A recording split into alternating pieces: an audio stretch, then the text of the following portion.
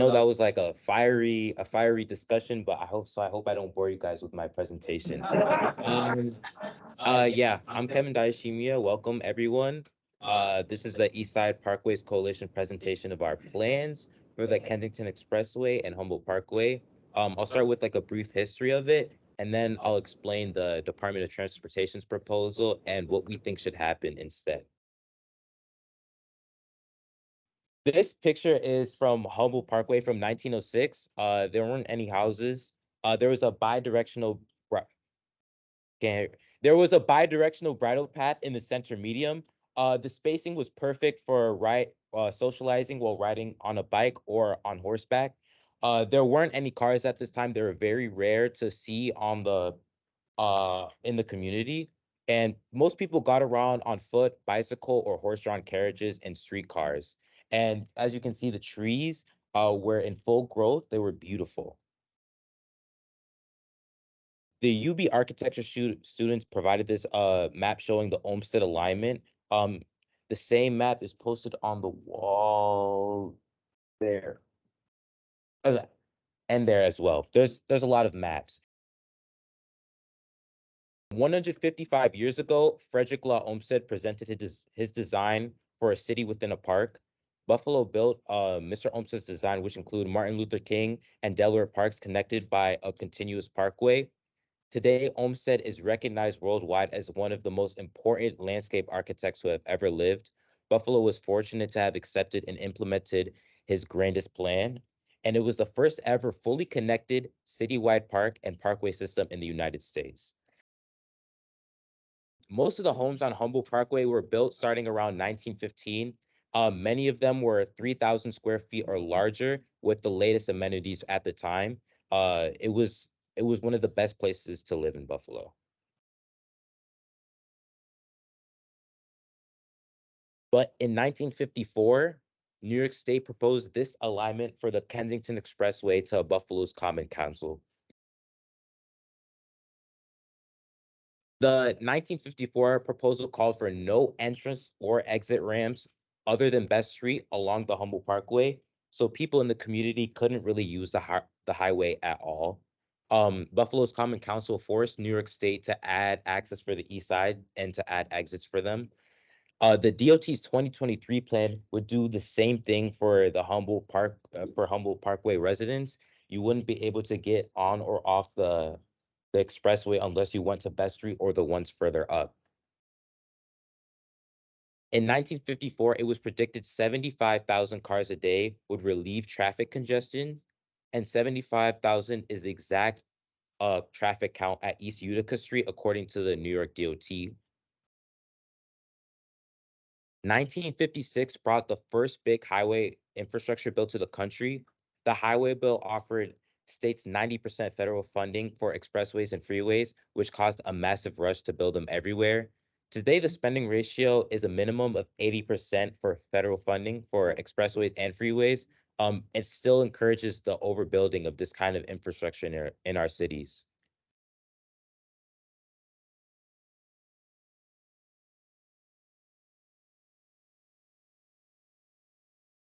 The Kensington Expressway, it opened in 1958. It had 2 travel lanes in each direction, which was widened later to 3 travel lanes in 1989. Despite the expressway being closed for widening, displaced traffic did not clog city streets.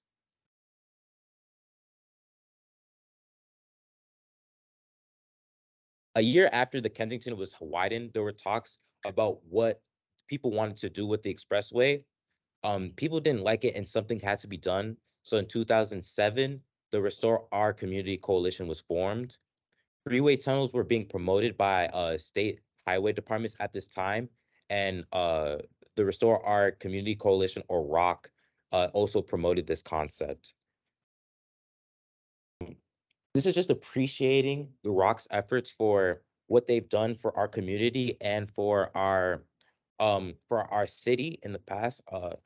They've worked a long time, and this has been a long time coming. Without ROC, we wouldn't be at this meeting today, and without ROC, we wouldn't see the investment in our community today.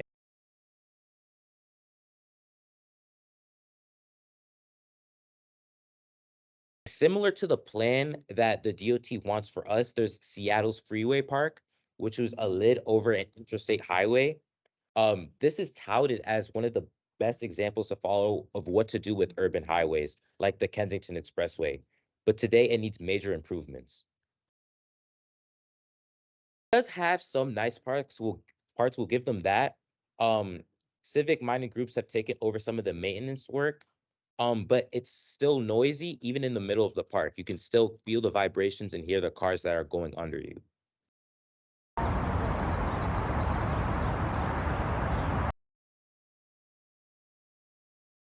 The Washington DOT built Freeway Park, but they weren't responsible for taking care of the plants or the park infrastructure. So they don't pay at all for it. It's the community and the local government that has to deal with it.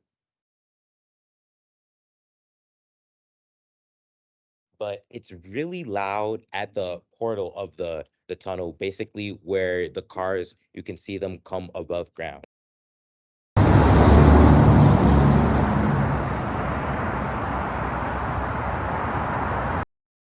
But instead of the unlike the current proposal that the DOT has, the planters are 14 feet deep, which allows them to have the full-size trees like that. For us and for our community, we wouldn't see that if we went with the current DOT proposal. In Rochester, they're doing a highway removal project for the inner loop, and it used to look just like the highway we have here. Niagara Falls removed the highway. Rochester removed the highway. Syracuse is now in the process of removing a highway, and Seattle is doing it too. Um, expressway removal projects aren't out of the question. They're possible, and they've been completed and are underway in a lot of cities.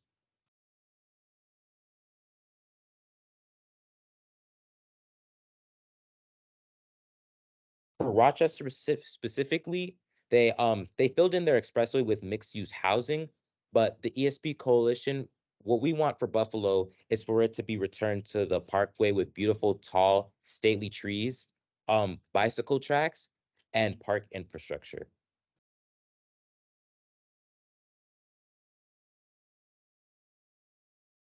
This map shows the cell phone data from places around Buffalo, and it shows that the Kensington Expressway is the most used highway to get in and out of the center of Buffalo.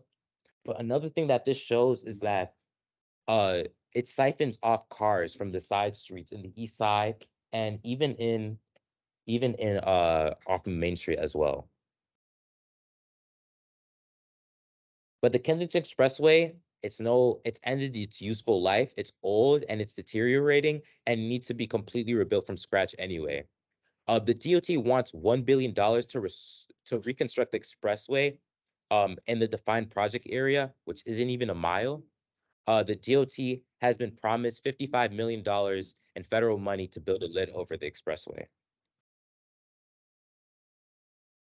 Is showing the investment from the federal government into transportation. Only $10 billion can be used for the reconnecting communities program that allows for tunneling or moving highways. We estimate that it will cost $700 million to fully restore the Humboldt Parkway. This would connect Martin Luther King Park to Delaware Park, and it would complete the region's central plan for the Scajaquada corridor, removing that highway and making it an at-grade parkway as well. The DOT proposes to spend about $1 billion to reconstruct the Kensington Expressway from scratch from Best to Sydney Street with or without a tunnel. So it doesn't matter if they do the tunnel or not, they're still spending a lot of money on this highway. And if it goes through, it will be one of the most expensive stretches of highway ever built. The tunnel cannot be extended north of Sydney Street because it would run into the Scajaquada Creek, or what they like to call the Scajaquada Drain or whatever. Something we noticed is that the DOT is in design, build, procurement mode.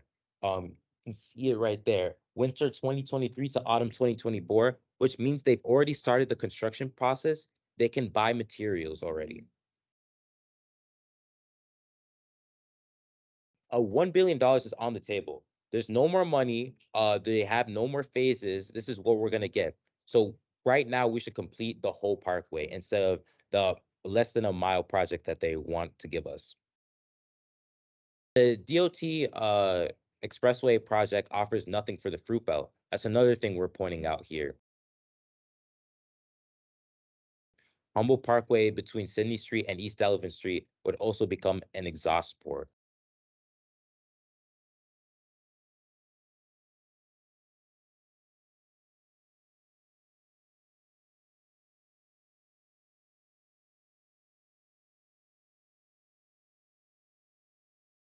They are offering to repave city streets and make it look better. You know, we might get new trees, maybe new street lights. I don't know. Speed bumps, yeah. Specifically at the Best Bridge, they propose to install 3 traffic circles. Traffic is expected to increase here because they removed the exit along Humboldt. And the pastor of Young Tabernacle Holiness Church Assembly has expressed his opposition to these circles because parking lot access and pedestrian safety concerns. I mean, just looking at that, I don't want to walk around there. I'm gonna be honest. Yeah.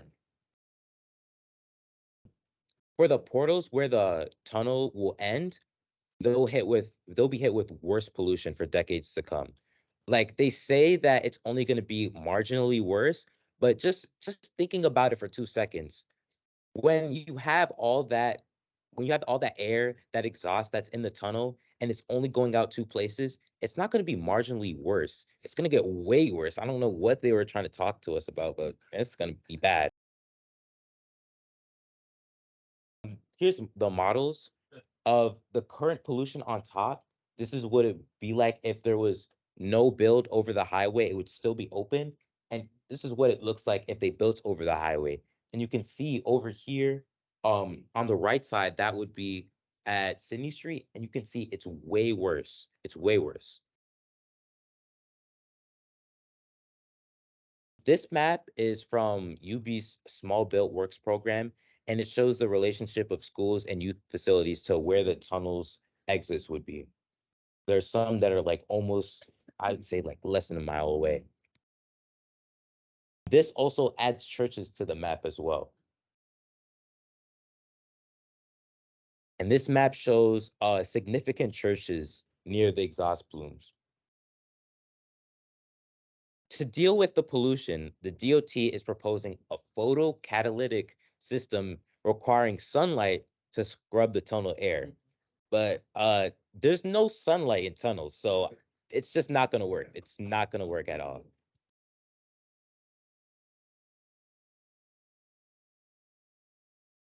Smog Stop says that attending school and living near a major roadway increases risk for health problems and brain function.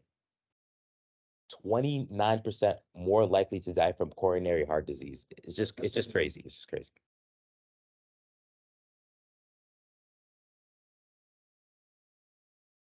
This poster, I know it looks very complicated here, but it's definitely along the wall, so you don't have to retain all of this. It shows wind direction and speed. Um, the exhaust and the pollution from the Kensington Expressway, it won't just stay right where the portals are. They'll spread to places like northeast and basically everywhere else. It just depends on where the wind is blowing that day. So nobody around there is really safe from the health effects. This is what asthma rates look like right now, near the Kensington Expressway. This shows that near it, it's worse than the 95th percentile. So basically almost the worst place to live for asthma rates. So I don't think what they're doing is gonna help with that. This one was made by UB architecture students. I think it's right over there. And it shows the expected health effects at the tunnel portals. This one shows cancer rates on the corridor range up to the 70th percentile, so worse than 70% of all America. Heart disease, also gets up to the 90th percentile, worse than 90% of people in America. And this is lower life expectancy, the 95th percentile. So life expectancy is 95% worse than anywhere in the nation around the Kensington Expressway. About construction, the highway will need to be depressed an additional 20 feet at the northern end of it, so near the exit at Sydney Street. And this will require as much as 13 feet of rock blasting, which will obviously make noise and add dust. Um, the rock extraction equipment will cause noticeable vibrations, so you'll definitely be able to feel it.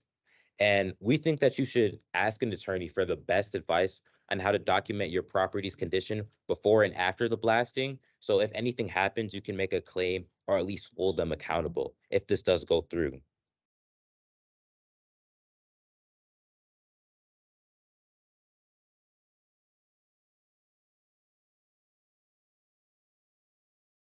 The map right there shows the areas of potential effects that they gave the New York the DOT. Um, the purple area included the Hamlin Park historical neighborhood, and this shows Martin Luther King Park. The green buildings around are historical structures, and the area of potential effects extended to Northland Avenue, which includes Scajaquada Creek. So we wonder why they would include the Scajaquada Creek as being potentially impacted by the highway construction, but they don't want to do a full environmental impact statement.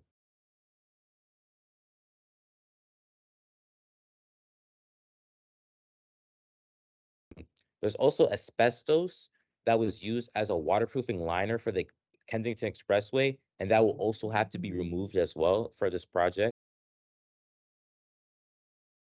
It's shown that motorists don't like driving near tunnel walls. Some will speed up when entering tunnels, and others will slow down, which means that rear end crashes will get worse through tunnels. There's a measurable increased risk of crashes. And some tunnels do have speed limits to reduce this intensity, but this would obviously go against what they want to have as many cars as possible, as fast as possible through the tunnel.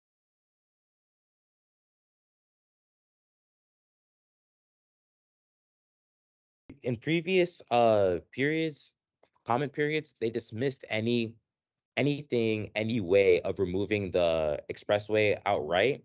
Their main goal is to continue the flow of traffic as much as possible. So basically how fast the cars are moving and how many cars go there every day. And we don't they think that if we remove the expressway, the city streets wouldn't be able to handle it, but we doubt that that's true. They haven't given us enough information to make that statement. We think that they're exaggerating the negative impacts of restoring traffic to city streets, and they also don't include any adjustments for existing or proposed rapid transit. So basically, they completely ignore the fact that people could take buses and people could take an expanded train system to and from downtown Buffalo if we move the Kensington Expressway.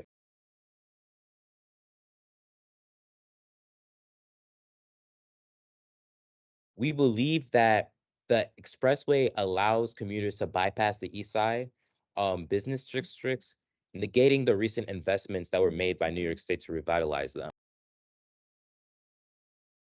This map is also showing potential routes for a public transit that would replace the needed demand for moving people in and out of central the city of Buffalo. Light rail rapid transit could handle as many travelers as the Kensington Expressway at 1/12 of the equipment cost, and it would take 400,000 tires off the road every day.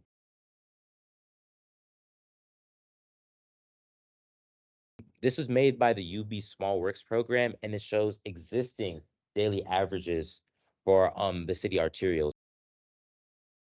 This map is the same roads, but with increased traffic on the side streets, and it shows that the city streets could handle the increased traffic that would come from taking cars off of the expressway. None of I think, like was said, none of these would have more traffic than Main Street is. People promoting the tunnel assert that the Kensington Expressway is the first phase of future phases, but the DOT made it clear that they can't extend the tunnel north of Sydney Street. So there's no chance of MLK Park being reconnected to Delaware Park if we go through with their plan as it is right now.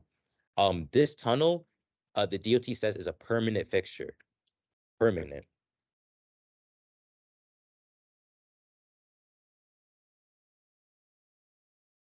Full restoration of Humboldt Parkway would also includes removing expressway infrastructure from the fruit belt. So they would also see the benefits of this project, which currently the New York Department of Transportation doesn't include in this project.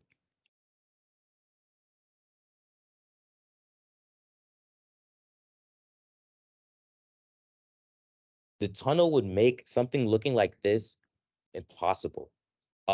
They planned the plan would permanently separate MLK and Delaware parks, and it would be much more difficult to reconnect the community. Someone on Facebook, Mary Simpson, said that the New York DOT never calls these trees. The traffic engineer term for a tree is a fixed hazardous object.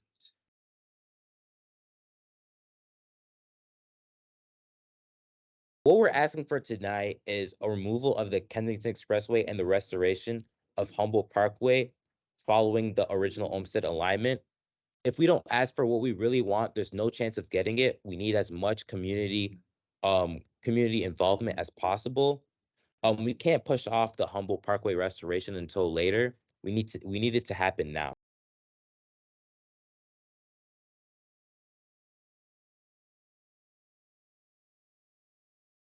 This is our plan for what the city of Buffalo's Olmsted Parkway system would look like. So all the way from Delaware Park down to Humboldt Parkway and through the Fruit Belt.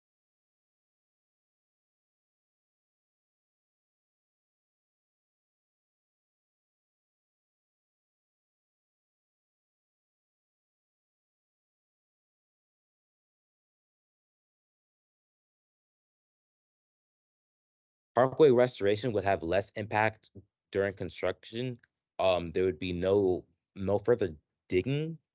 Um, this is the One Parkway Now poster from Professor Wales' UB architecture class, which shows the potential cost of extending the expressway from Elm Oak to the Niagara River. For $1 billion, you could have this or the DOT's toxic tunnel.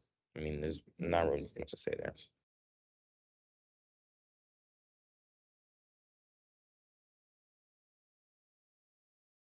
This is Olmsted's original 1868 plan for Buffalo, and it includes a parkway extension for the Fruit Belt.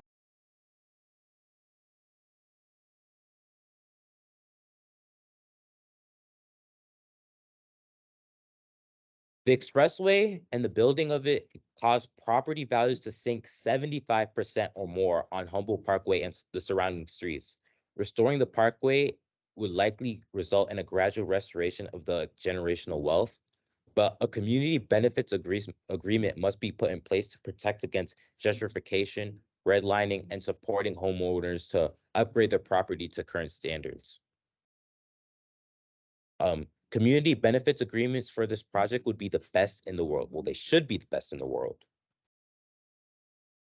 Um, Here's what some of the CBA initiatives that would be included. We would love to hear other thoughts about additional measures that should be taken to protect the people that live near Humboldt Parkway. And the discussion is coming up soon, so I hope I didn't put y'all to sleep.